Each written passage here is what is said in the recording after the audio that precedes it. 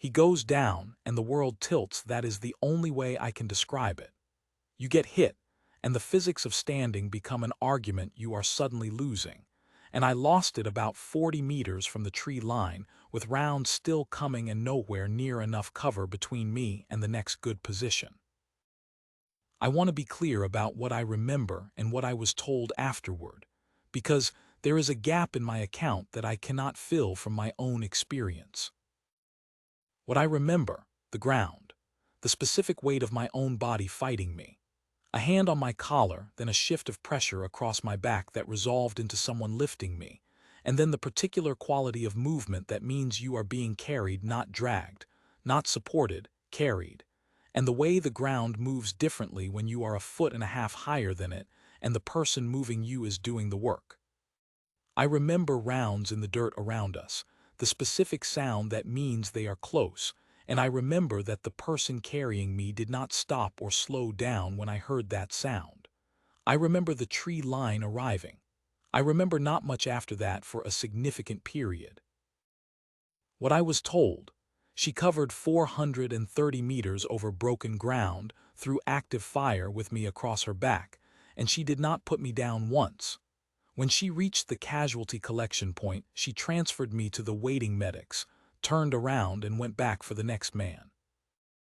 She then passed out. Her name was Sergeant First Class Aurea Dunham, call sign Tempest, and at the time she carried me, she had 3 cracked ribs from an impact she had taken 40 minutes earlier in the same engagement, a shoulder separation that she had taped and ignored, and a record of physical feats documented in her service jacket that I found, when I eventually read it, nearly impossible to reconcile with a human body. I am going to tell this in the correct order, which means starting from the beginning of that day and working forward, because the carry alone does not explain what Dunham was or why what she did happened the way it happened. My name is Gunnery Sergeant Marcus Fells, and at the time of the Keller Valley action I had been in the Marine Corps for 14 years. I was a combat veteran with a service record I was not ashamed of, and I want to be clear about that because I do not want what follows to read as an account of a weak man being saved by a strong woman. I was not weak. I was hit, which is different. Any man who has been hit understands that distinction. Dunham had arrived with the joint element 12 days before the Keller Valley action. She came in with a small team from the Army's Combined Arms Training Element, the kind of joint coordination that produces friction before it produces anything else, because nobody in a Marine rifle company is initially enthusiastic about an Army element working from their position. The company executive officer, Lieutenant Brandt, had made this point to the first sergeant in terms I overheard on the second day of the attachment, and which I am not going to repeat because they were not fair. But I understood them because I had thought something similar when I saw Dunham's team file into the perimeter. She was compact. That is the word that applied. Not small, Dunham stood 5'8" and carried herself with the squared-up posture of someone who spends significant time under load, but compact in the way that efficient machines are compact. Nothing in the way she moved was excessive. She did her range work quietly and alone on the second morning, and I happened to be at the berm when she ran through her maintenance check on her rifle, and I watched because the sequence she used was not standard, and the speed of it was not normal. And when I looked at her qualification card afterward, it said what I expected it to say, which was that I had been watching someone do in 30 seconds what most people need 5 minutes for. She did not try to integrate with the company. She did not try to make herself known or liked. She worked with her element, attended the planning sessions she was required to attend, and operated from within the joint structure without pushing against it. On the third day, she was in the planning tent when the route assessment came up, and Brandt was going through the terrain estimate. He put the map overlay on the table and walked through it with 3 of his own lieutenants, and Dunham sat at the edge of the group and said nothing until Brandt finished. Then she said, "The northern edge of the valley floor has a gradient change at the 600-meter mark that is not visible in the overlay. If you route the element through the center axis, You will reach that gradient change just as you lose the eastern ridge as a cover feature. Brant looked at her. He said, I have the updated overlay. She said, the update is based on the aerial pass from 11 days ago. The drainage patterns at the 600-meter mark shift seasonally. The current ground conditions will be different. He looked at the overlay. He looked at her. He did not change the route. I was in the tent. I noted what she had said, and I noted that nobody had written it down. Lieutenant Brant stopped making the comments after the 4th day. I do not know exactly what changed his mind. I suspect it was the same thing that had changed mine at the berm, not a dramatic demonstration, just the accumulating evidence of someone who knew things at a level of precision that does not come from a training course. On the morning of the Keller Valley action, the company inserted into the valley floor at 5:30 for what was assessed as a route clearance and presence patrol with low probability of contact. The assessment was wrong in the most fundamental way an assessment can be wrong, which is the gap between what an assessment says is probable and what the ground actually contains. We made contact at 8:03 near the northern tree line, which was also the 600-meter mark, which was also the gradient change Dunham had flagged in the planning tent 3 days earlier, and the engagement developed faster and with more volume than the intelligence picture had prepared us for. The eastern ridge cover feature was not there when we needed it because we had approached from the axis she had recommended against. That fact was in nobody's mind during the engagement. It was in mine later in the hospital, reading the after-action. I was 20 meters ahead of my squad when the second burst came through, and the second burst is the one that found me. The rest of what happened between 8:03 and approximately 9:20 I am reconstructing from the accounts of other Marines and from Dunham's own after-action, which I read 3 times in the hospital and which is the most understated document I have ever encountered. Her description of the carry covers 4 sentences. It covers the distance, the conditions, the weight, and the transfer. 4 sentences, as if she were describing a logistics movement. The full account, assembled from the witnesses. After the contact was established, Dunham's element moved to support the pin squads. She was engaged in the suppression effort when the volume of incoming shifted, and 2 Marines went down in quick succession, myself and Lance Corporal Heron, who was hit across the clearing approximately 30 meters from my position. Heron was recovered by his fire team. I was isolated. Dunham moved to my position. The account from Corporal Wees, who was the closest witness, is that she assessed me in about 8 seconds, the kind of assessment a trained combat lifesaver does, working from the ABCs outward, and that she did not ask anyone for help. She got me across her back by herself, using a method that Wees said he had not seen outside of a rescue training film, and she moved. Wees said the fire was continuous for the first 200 meters of the carry. He said she did not break stride. He said that at approximately the 200-meter mark she was hit in the left side by what was later determined to be a fragment, a secondary effect from a near-miss round rather than a direct impact, and she stumbled once, recovered, adjusted the weight she was carrying, and continued. She did not go to ground. She did not slow. The ribs. She had already had 3 cracked ribs from a fragment impact earlier in the engagement that she had not reported. The fragment at the 200-meter mark hit approximately the same location. Wees said he did not know she was injured at all until she reached the casualty collection point and the medics saw the blood.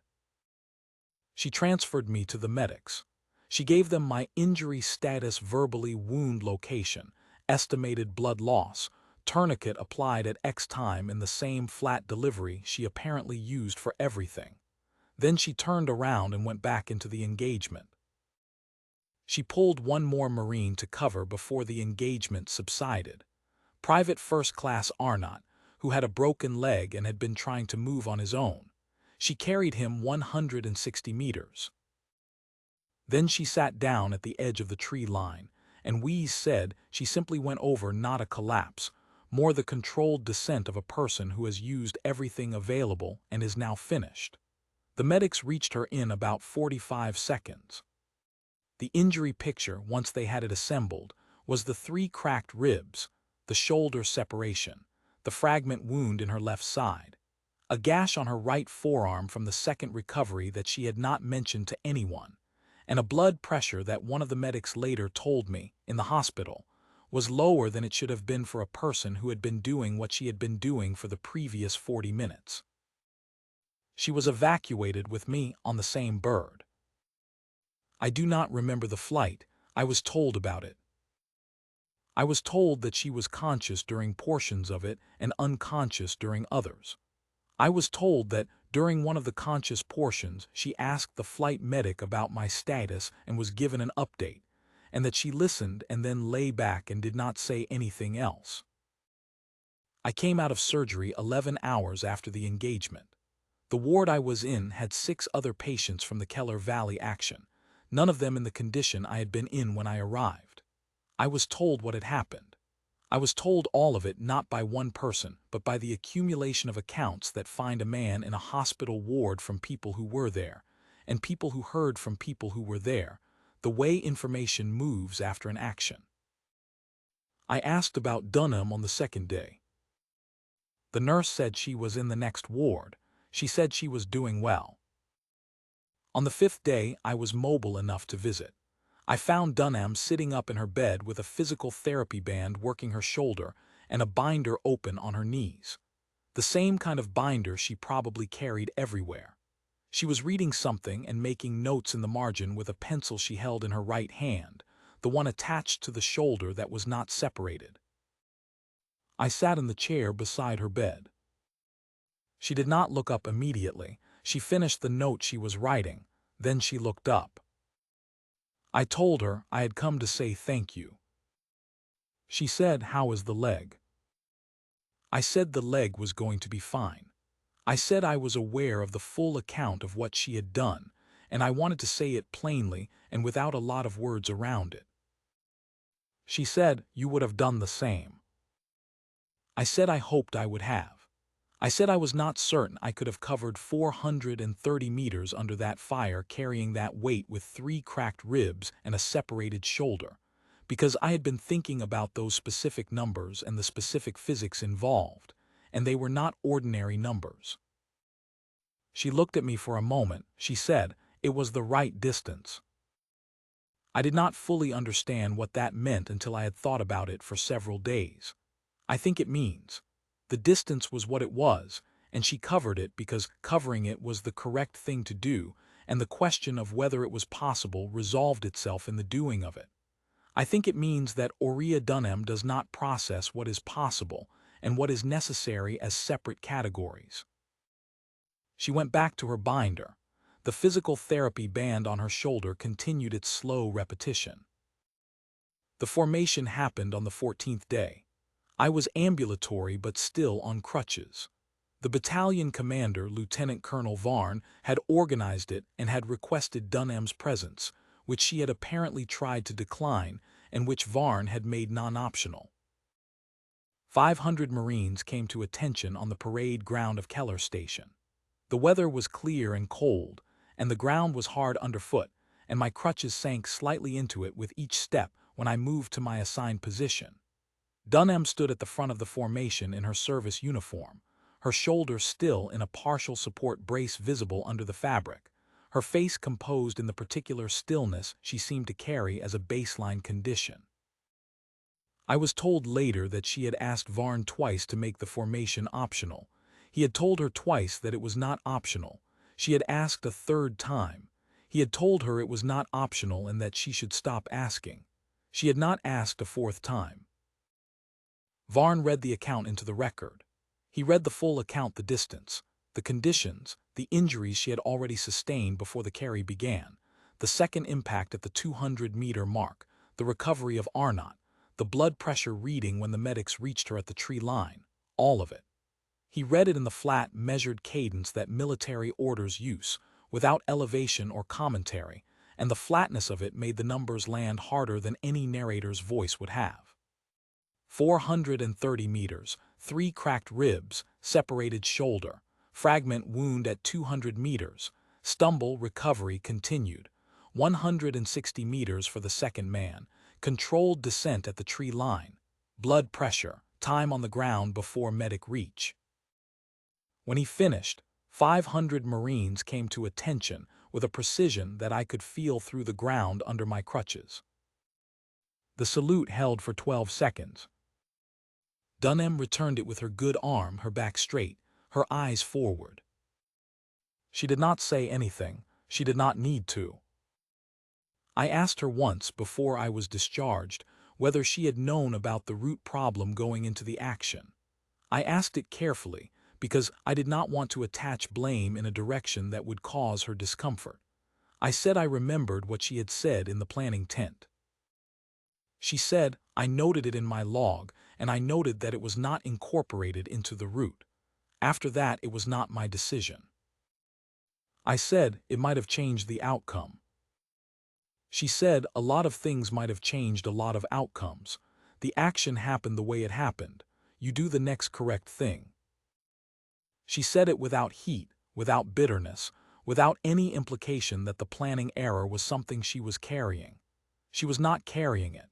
She was doing the next correct thing, which at that particular moment was physical therapy on a shoulder that should have been in a sling during the action, but was not because she had made a different choice. I have thought often about the carry, about what it takes to cover 430 meters under active fire with cracked ribs and a separated shoulder, and a man across your back. I have thought about the moment at 200 meters when the fragment hit, and she stumbled and recovered and kept moving. I have thought about the fact that she did not tell anyone about the ribs or the shoulder because telling someone would have removed her from the action, and she was not finished. The distance was what it was. She covered it because covering it was correct. 500 Marines understood that. They stood at attention on the hard ground of Keller Station, and they said so the only way the language permits. She woke in the next ward, and the formation was waiting for her.